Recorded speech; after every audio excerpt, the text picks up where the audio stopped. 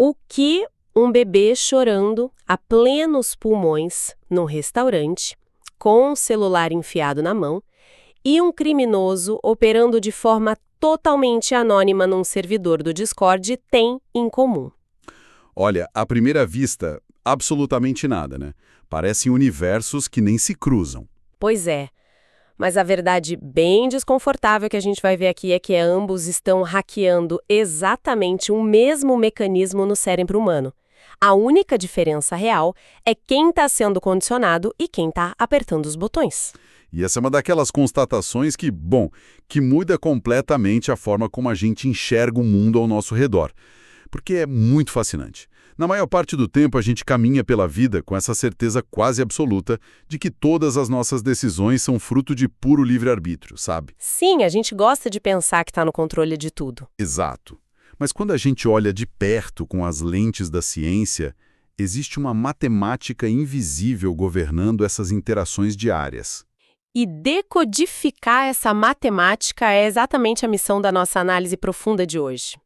Nós vamos investigar por que as pessoas repetem certos hábitos, por que elas simplesmente abandonam outros e como é possível moldar comportamentos de forma intencional. O que é um superpoder, se você parar para pensar. Com certeza. E para quem nos ouve entender de onde estamos tirando isso, o material que embasa essa nossa exploração é uma combinação que eu achei muito rica. De um lado, a gente tem a teoria super densa e rigorosa da psicologia experimental e do behaviorismo radical, e do outro, que é muito legal, temos gravações em áudio de uma sala de aula real. É o que faz toda a diferença. Porque essas gravações pegam toda aquela teoria fria de laboratório e, sabe, jogam direto no ventilador da nossa vida cotidiana. Totalmente. Fica muito mais palpável. Porque a teoria pela teoria, aquela coisa de livros antigos, pode parecer muito abstrata para quem nos ouve. Mas quando a gente começa a analisar as engrenagens invisíveis das relações humanas, percebemos que não se trata apenas daqueles ratinhos de laboratório apertando alavancas. É aquela imagem clássica, né? Não é só isso. Trata-se de sobrevivência, de conexões sociais e de como o nosso cérebro mapeia o que realmente vale a pena ser repetido ou não. Então, para a gente entender isso de verdade, precisamos começar pela fundação de tudo. Aquilo que o material chama de tríplice contingência. O famoso ARC. Isso. A premissa aqui é que o comportamento humano nunca, jamais ocorre no vácuo. Ele é uma operação contínua no ambiente em que a gente está. Tem um antecedente, uma resposta e uma consequência. Exatamente nessa ordem. Mas, lendo as fontes, o grande pulo do gato dessa teoria me pareceu ser o seguinte: o foco quase absoluto não está no que motiva a ação antes dela acontecer, mas sim no que acontece logo depois. É isso mesmo. Exatamente isso. O estímulo consequente, o que vem depois da resposta, é o verdadeiro chefe da operação. E nós costumamos pensar no comportamento de forma muito linear e voltada para o passado, tipo, alguém agiu assim porque tem um trauma de infância. Ou, ele gritou porque estava com raiva. Isso. Mas o behaviorismo meio que inverte essa lógica. A ação é mantida pela consequência que ela produz no ambiente naquele momento. Se a consequência for favorável, as vias neurais de aprendizagem vão registrar a informação e a probabilidade daquela mesma ação se repetir dispara. Sabe que, lendo sobre isso, me vem uma imagem muito nítida à cabeça. Para mim, parece que a vida, sob essa ótica, é tipo um gigantesco fliperama. Um fliperama? Como assim? Penso comigo. O antecedente é a tela da máquina piscando, tocando musiquinha chamando a sua atenção. A resposta é a sua decisão de colocar a ficha ali e puxar a alavanca. Mas a consequência, que seria ganhar um monte de moedas, bater o recorde ou só perder miseravelmente em 5 segundos, é o que vai ditar se você vai colocar mais fichas naquela máquina Entendi. ou se a pessoa vai simplesmente virar as costas chateada e ir embora. Mas aí me bate uma crise existencial. Nós somos só máquinas reagindo a botões de um fliperama? Olha, é uma analogia visual muito boa, mas ela falha num ponto crítico. E é aí que a nossa biologia entra em cena e deixa a coisa mais complexa. Um fliperama estático. A máquina não liga a mínima para quem está jogando, ela só executa o código. Faz sentido. Nas dinâmicas humanas, esse fliperama também está vivo e também está se adaptando a você. É uma via de mão dupla o tempo todo. Nós não somos apenas máquinas passivas recebendo estímulos. Nós operamos no ambiente e o ambiente opera de volta na gente. Então tem um cálculo interno acontecendo. Constante, o cérebro humano está o tempo inteiro calculando o custo-benefício biológico de cada ação. O antecedente, aquela luzinha piscando, só sinaliza que uma consequência está disponível, mas é o nosso cérebro quem processa o valor dessa consequência em tempo real. O que nos leva diretamente para o primeiro e mais famoso botão desse nosso fliperama humano, que é o reforço positivo. O clássico. Sim, que em termos bem simples, pelo que eu entendi, significa adicionar algo de bom à cena para aumentar a frequência de um comportamento que a gente deseja. Mas, nossa, o material traz um exemplo maravilhoso e bem cômico de como as pessoas erram catastroficamente na hora de aplicar isso. A história do Giló. A história do Giló. Porque as pessoas esquecem de avaliar se a consequência tem algum valor real para outra pessoa. Essa história é fantástica, porque ilustra perfeitamente o conceito de, erro de predição de recompensa no nosso cérebro. No áudio da aula, a professora brinca que, se a intenção é fazer os alunos tirarem notas melhores, prometer meio ponto extra na média funciona super bem. Todo aluno quer nota. Mas prometer dar um Giló para quem tirar nota máxima é completamente inútil. Porque ninguém em sã consciência vai virar à noite estudando matemática para ganhar um vegetal amargo como prêmio, né? Eu não faria isso. Nem eu. E o resultado é que o comportamento de estudo não vai mudar, simplesmente porque não houve reforço. Adicionar algo ao ambiente só funciona de fato como reforço se esse algo engatilhar o sistema de dopamina do sujeito. Tem que ter brilho nos olhos. Exato. Se não há valor percebido por quem recebe, não há liberação de dopamina. E se não tem dopamina, não tem registro de aprendizado para o cérebro querer repetir a dose. É o que na psicologia a gente chama de levantamento de preferências. Um estímulo não é universalmente reforçador para todo mundo. E o mais doido é que muitas vezes esse reforço com um alto valor percebido é entregue de forma totalmente acidental, né? Criando verdadeiros monstros comportamentais na nossa casa. Com certeza. O material detalha aquele caso clássico da cachorrinha e do bifinho. É tão comum. A dona estava super cansada da cachorra choramingando na porta do quarto logo de manhã cedo. Ela queria dormir. Aí, para ter um pouco de paz e silêncio, o que ela fez? Abriu a porta e deu um petisco delicioso para a cachorra. Um bifinho. E ali ela criou uma contingência acidental perfeita. Porque ao entregar o bifinho imediatamente após o choro, a dona não apenas alimentou o animal, ela, na verdade, pavimentou uma rodovia neural super brilhante no cérebro da cachorra, conectando diretamente a ação de chorar na porta com a consequência comida de altíssimo valor. E o resultado, que não é surpresa para ninguém que tem bicho de estimação, é que agora a cachorra faz um escândalo na porta todos os dias. Ela literalmente condicionou a dona da comida para ela. Ela inverteu o jogo. Mas ouvindo esse exemplo, eu sinto que preciso colocar um ponto de atrito aqui para a gente debater. Quando a gente traz isso para a educação humana, tipo prometer um presente gigantesco se a criança passar de ano. Um videogame, uma viagem. Isso, digamos uma viagem para Disney ou o smartphone mais caro da loja de eletrônicos. Isso não é apenas um suborno com nome chique. Não estamos apenas chantageando as pessoas em vez de educar de verdade? Eu fiquei muito encanada com isso. Olha, essa é uma provocação super necessária e o áudio da aula debate isso com muita profundidade. Há uma diferença brutal, assim, enorme, entre um reforço positivo bem construído e uma chantagem barata. O suborno, como esse caso do smartphone no fim do ano, ele falha miseravelmente em ensinar o comportamento intermediário. Como assim, o intermediário? Pensa bem. O estudo escolar é um processo diário, contínuo. Exige sentar todo dia, ler, errar, tentar de novo. Se o foco da família está apenas no prêmio gigantesco no fim de um ciclo de 12 meses, o cérebro da criança não consegue associar a recompensa ao hábito de abrir o livro naquela terça-feira à tarde. Ele associa apenas a nota final no boletim. Não importa como ela seja obtida, né? Se for colando, copiando. Exato. Então a criança não aprende a estudar, ela aprende a focar na transação final para ganhar o celular. O reforço positivo genuíno, sob a ótica da neurociência comportamental, age como um andaime numa construção. Ele reforça pequenos passos imediatos. Aquelas pequenas vitórias do dia a dia. Isso. Elogios sinceros, pequenas conquistas, o reconhecimento do esforço que foi feito hoje. O grande objetivo é que, com o passar do tempo, a própria sensação de competência e aquela curiosidade natural da criança assumam o papel de reforçadores naturais. E aí, aquele prêmio artificial do início pode ser retirado. A alma do negócio, no fim das contas, é ensinar o processo e não apenas comprar o resultado final. Nossa, faz muito sentido, mas aí me vem outra dúvida. E quando esse reforço simplesmente para do nada? Quando a recompensa que mantinha toda aquela engrenagem girando desaparece? Aí entramos naquilo que o material define como extinção.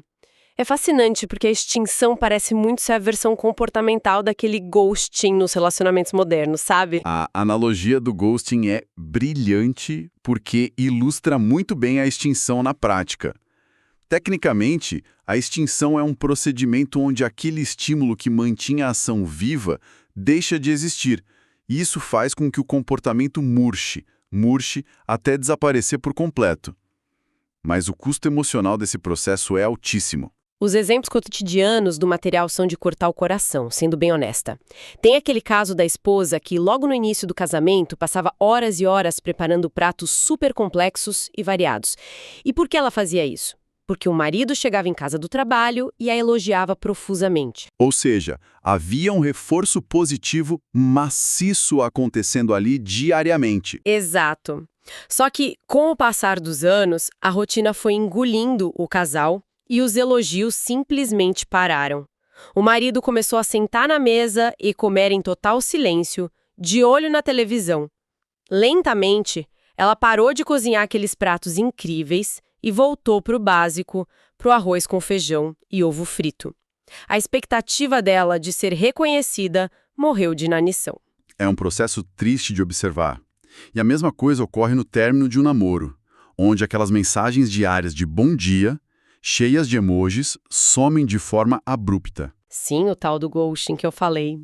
E o que é vital para quem nos ouve entender sobre a extinção é um mecanismo que chamamos de pico de extinção. Porque quando a mensagem de bom dia não chega, o cérebro não levanta as mãos e desiste imediatamente. Muito pelo contrário. Ele surta, né? Ele entra em pânico absoluto. O indivíduo manda 2, 3, 4 mensagens. Ele liga, vai procurar a pessoa nas redes sociais para ver se ela está online. O comportamento, na verdade, aumenta em frequência e intensidade antes de começar a cair. É como se o cérebro estivesse tentando forçar a máquina do fliperama a liberar as moedas que ele tem certeza absoluta que deveriam estar ali. Perfeito. Só depois de muita frustração e muita quebra de expectativa é que o comportamento finalmente definha e para. Nossa, é exaustivo só de pensar em estar num pico de extinção. E como contraponto a essa falta de estrutura, as fontes também trazem uma ferramenta muito popular em escolas e clínicas para tentar organizar a entrega desses reforços, que é a economia de fichas. Sim, muito usada. Que é aquele clássico quadro na porta da geladeira, sabe? Onde a criança ganhou uma estrelinha dourada por escovar os dentes sem reclamar, ou por arrumar o próprio quarto. Aí, acumulando 10 estrelinhas, ela ganha um passeio no parque ou um doce no fim de semana. Mas, novamente, eu me pergunto, com o meu lado crítico apitando, isso não cria seres humanos completamente transacionais? Tipo, pessoas que no futuro só vão arrumar a própria cama se tiver alguém oferecendo uma moeda de troca? Olha, é um risco super real se o sistema for mal executado, ou pior, se for usado para sempre. A economia de fichas nunca foi desenhada para ser um estilo de vida permanente dentro de uma casa. Ela é, usando a analogia de antes, novamente um andaime cognitivo. Tá, uma ajuda temporária. Isso. Ela é extremamente útil para instalar um hábito do zero em indivíduos que ainda não têm a maturidade ou a motivação intrínseca para enxergar o valor daquela ação. Uma criança não liga para a saúde bucal a longo prazo, ela quer brincar. O segredo que muitos pais e educadores ignoram é que essas fichas, as estrelinhas, precisam ser gradativamente substituídas por reforçadores sociais. O elogio, um abraço. Exato, o elogio, o desenvolvimento do orgulho da tarefa bem feita, até que aquele quadro na geladeira se torne obsoleto e a criança arrume o quarto porque gosta de ver o quarto limpo. Se não for assim, a gente cai em armadilhas bizarras mesmo. E falando em armadilhas, o áudio menciona um erro trágico cometido por uma professora, e eu fiquei com muita pena porque ela claramente tinha a melhor das intenções. Ela tentou aplicar um reforço positivo na sala, anunciando que os primeiros alunos a terminarem a lição de matemática poderiam ir até a mesa dela e escolher os melhores chocolates de uma caixa. E o resultado prático disso é desastroso. Totalmente, porque os alunos que já tinham dificuldades naturais de aprendizado, que obviamente precisavam de mais tempo para resolver as contas, sempre ficavam com os piores doces do fundo da caixa, ou pior, não sobrava nada para eles. E aí você tem a receita perfeita para punição social disfarçada de sistema de recompensa. Exato, o reforço positivo dela virou um gerador de ansiedade coletiva. Os alunos mais lentos se desmotivaram completamente de tentar, porque já sabiam que iam perder. E isso ainda virou combustível para o deboche e bullying por parte dos alunos mais rápidos, que se achavam superiores. Isso evidencia de forma muito clara que o ambiente importa absurdamente na hora de planejar essas coisas. Se a contingência exigir uma resposta que, naquele momento, está além da capacidade física ou cognitiva do indivíduo, o que era para ser um prêmio vira uma ferramenta cruel de exclusão. E, bom, já que a gente tocou na palavra punição, eu acho que a gente precisa entrar no terreno mais mal compreendido de toda a psicologia comportamental. Ah, com certeza. Chegou a hora do famoso reforço negativo. Eu confesso aqui, em público, que durante muito tempo da minha vida eu assumi que reforço negativo era apenas um nome chique de psicólogo para castigo. Tipo bater, gritar, tirar a mesada, botar de castigo no canto da sala. E eu imagino que boa parte de quem nos ouve agora, provavelmente já sabe que não é bem isso, mas o material ilumina de uma forma muito brilhante como nós usamos isso contra nós mesmos todos os dias. É o conceito mais distorcido pelo senso comum. Sim.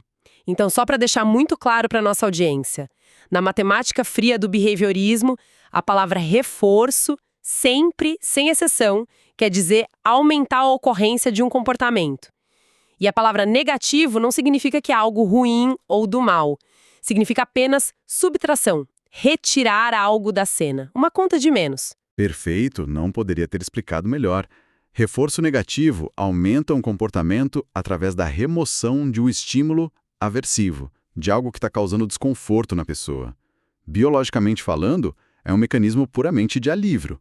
E o cérebro humano é profundamente, visceralmente viciado em alívio. A gente ama se livrar de um problema, né? Muito mais do que ganhar um prêmio, muitas vezes.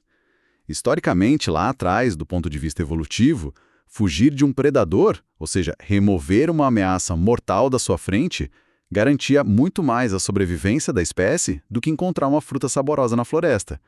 É por isso que a resposta da nossa amígdala cerebral à sensação de alívio é tão imediata e tão poderosa até hoje. Lendo essa explicação no material, me veio uma clareza assim de que o reforço negativo é exatamente como tirar um sapato que está muito apertado machucando o pé. O comportamento de desamarrar os cadarços depressa e chutar aquele sapato para longe se repete rapidamente todos os dias, não porque a pessoa está ganhando um prêmio novo por descalçar o sapato, mas porque o alívio de interromper aquela dor nos calcanhares é absolutamente maravilhoso. O silêncio da dor é a própria recompensa. Essa é a essência do que chamamos de comportamentos de fuga e de esquiva. Os exemplos práticos do material são muito reveladores.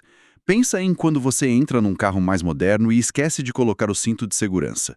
O painel começa a emitir aquele bip agudo, insistente e insuportável. Nossa, dá agonia só de lembrar. Mas quando você finalmente afivela o cinto, o barulho para instantaneamente. A engenharia automotiva usa o reforço negativo de forma brilhante para aumentar a taxa de uso do cinto de segurança. O seu prêmio não é ganhar nada. O seu prêmio é o fim do tormento sonoro. Ou a clássica dinâmica de irmãos que foi super detalhada lá no áudio da aula. Tem um adolescente que azucrina o irmão mais velho ininterruptamente, no ouvido dele, implorando por uma carona até o shopping. O irmão aguenta até onde dá, mas finalmente cede, pega as chaves do carro emburrado e dá a carona. Mas ele faz isso apenas para não ter que ouvir mais 1 minuto da voz irritante da irmã. E o que acontece na próxima vez? O comportamento dele de dar caronas vai aumentar, porque ele foi poderosamente reforçado de forma negativa. Ele não deu carona por bondade, ele comprou a própria paz. Exatamente. Nós estamos todos, querendo ou não, manipulando e sendo manipulados por essas pequenas remoções de desconforto diárias. Porém, inevitavelmente, na vida em sociedade, a gente chega num ponto onde nós não queremos aumentar um comportamento. Tem horas que precisamos que algo pare, uma conduta inadequada, uma atitude perigosa ou antissocial que exige uma intervenção imediata. E é aí que nós cruzamos a linha para o terreno da punição. Que também segue exatamente a mesma matemática de mais e menos. Se a intenção é diminuir ou eliminar uma atitude, o caminho técnico é a punição. Punição positiva significa adicionar um estímulo aversivo logo após a ação da pessoa, como um funcionário que falta ao trabalho sem dar justificativa nenhuma e recebe um belo desconto no salário no fim do mês. O acréscimo dessa multa financeira de algo ruim visa esmagar o comportamento dele de faltar de novo. E, por outro lado, a punição negativa é quando você remove algo que o sujeito gosta muito. Imagina 2 crianças que estão se estapeando na sala por causa de um controle de videogame. Um adulto intervém na briga e simplesmente retira o controle da sala, desliga a TV.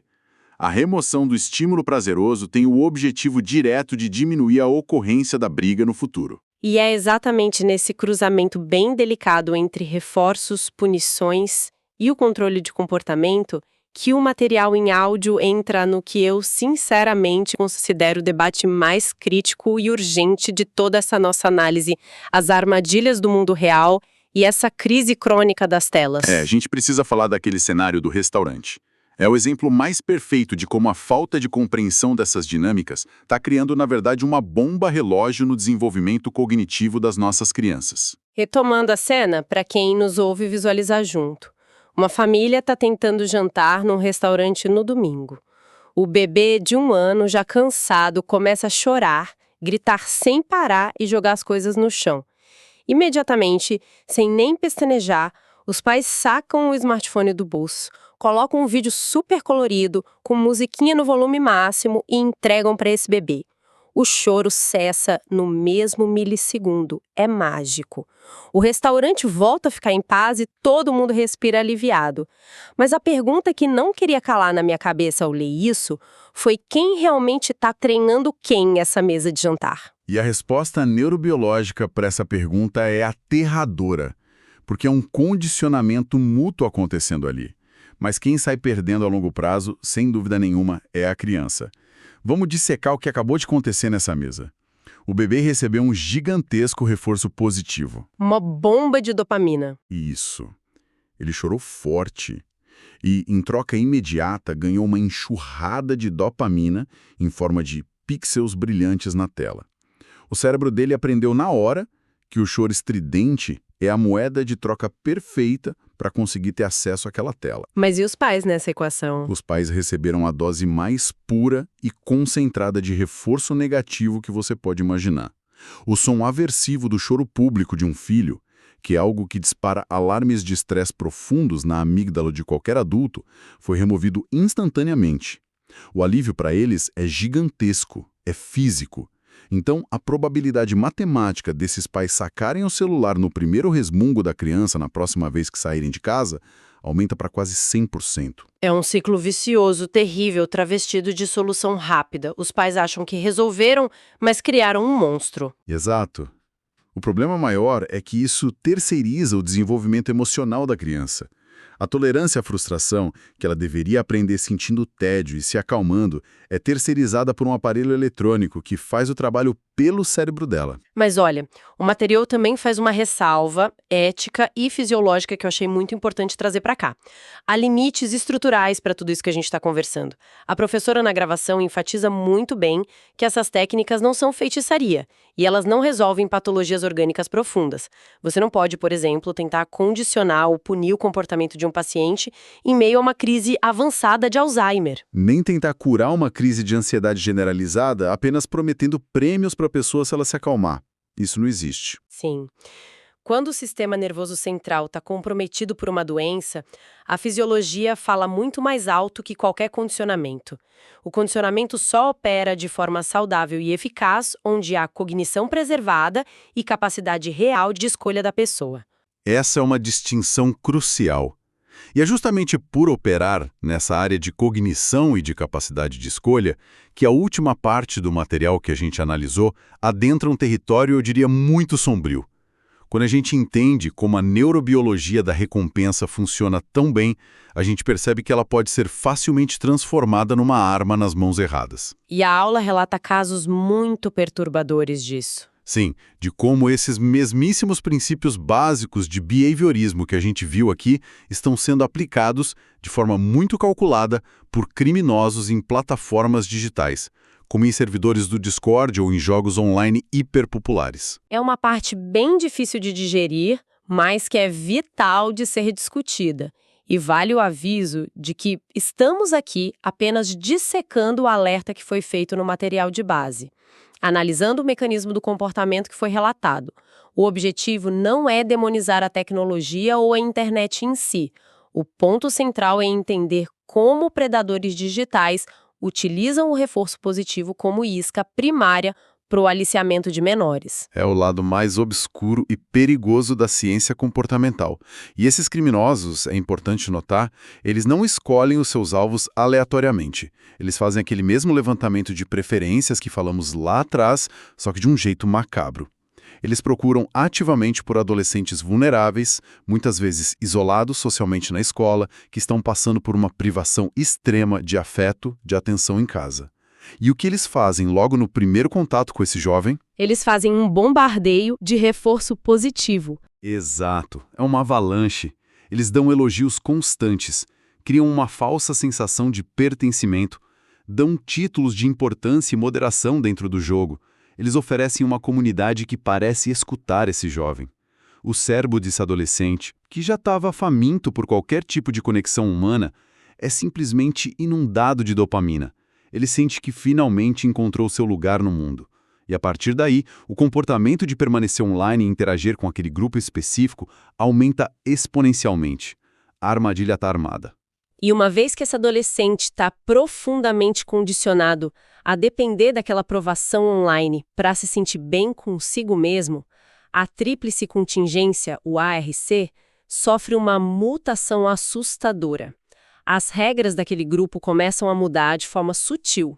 Para manter o acesso a todo aquele reforço gostoso, começam as exigências. O grupo passa a exigir provas de lealdade. O material cita casos graves, desde exigências de envio de fotos íntimas da vítima, o compartilhamento da localização em tempo real da casa da família, até desafios absurdos que envolvam automutilação ou mesmo a mutilação de animais de estimação. E aí vem a grande questão: qual é a alavanca de controle psicológico usada pelo predador caso o jovem hesite ou tente recuar? A ameaça de punição negativa. Exatamente. A ameaça de remover abruptamente todo aquele afeto construído, de tirar os títulos no jogo e de banir o jovem do grupo, devolvendo ele para o isolamento e para a dor emocional de onde ele tentou fugir no início. Olha, é de arrepiar a espinha. O áudio menciona que ex-alunos da professora, que agora atuam em frentes de combate a crimes cibernéticos, relatam que a dependência química e emocional gerada por essas dinâmicas online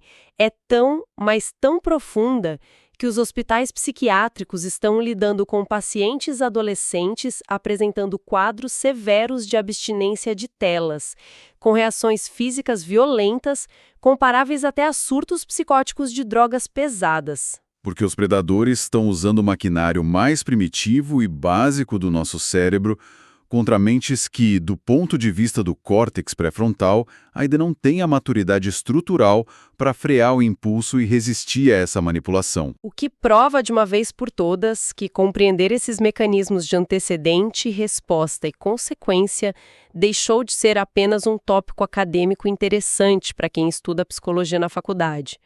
Hoje, entender o que é um reforço bem aplicado e o que é uma extinção É literalmente uma questão de autodefesa cognitiva e de proteção familiar no mundo moderno.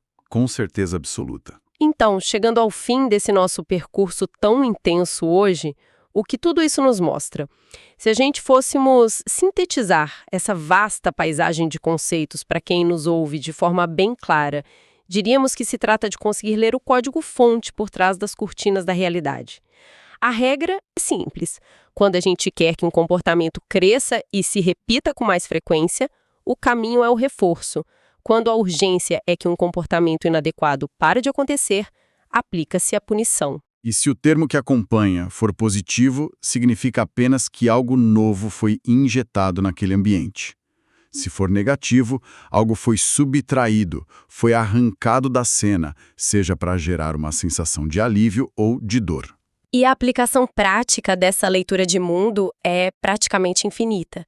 Ao entender isso, quem nos ouve ganha, de certa forma, uma lente de aumento superpoderosa para a realidade.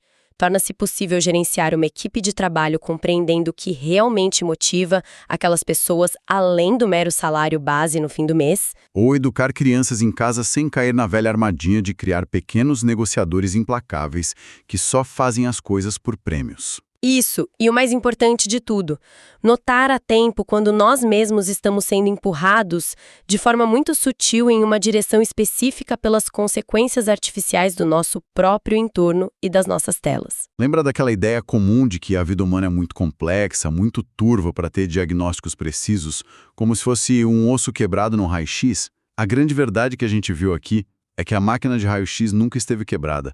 Nós é que apenas não sabíamos como ler o contraste da imagem direito. Nossa, perfeita analogia. Quando nós colocamos os óculos da tríplice contingência, o cenário ao redor fica assustadoramente nítido. Nós conseguimos, pela primeira vez, ver os ossos invisíveis que sustentam cada pequena interação social. O que era totalmente invisível e subjetivo se torna quantificável e até previsível. E isso, por incrível que pareça, não encerra a nossa conversa de jeito nenhum, mas abre uma porta ainda mais complexa para pensar. Um pensamento que a gente quer deixar agora para ecoar na mente de quem nos acompanhou até aqui. Se os nossos comportamentos mais rotineiros, as nossas alegrias mais súbitas, os nossos alívios e até as nossas horas preciosas gastas rolando o feed do celular são ditados de uma maneira tão cirúrgica e fria pela simples adição ou remoção de estímulos, É a pergunta de $1 milhão. o que realmente sobra daquela nossa ideia tão romântica do nosso inabalável livre-arbítrio? É, sem dúvida, o grande dilema da nossa era hiperconectada. Então fica esse nosso convite à reflexão. Será que a verdadeira liberdade não se resume, no fim das contas, à capacidade de abrir os olhos e finalmente enxergar quem é que está segurando a caixa de bifinhos e de jilós no nosso dia a dia? Até o nosso próximo mergulho.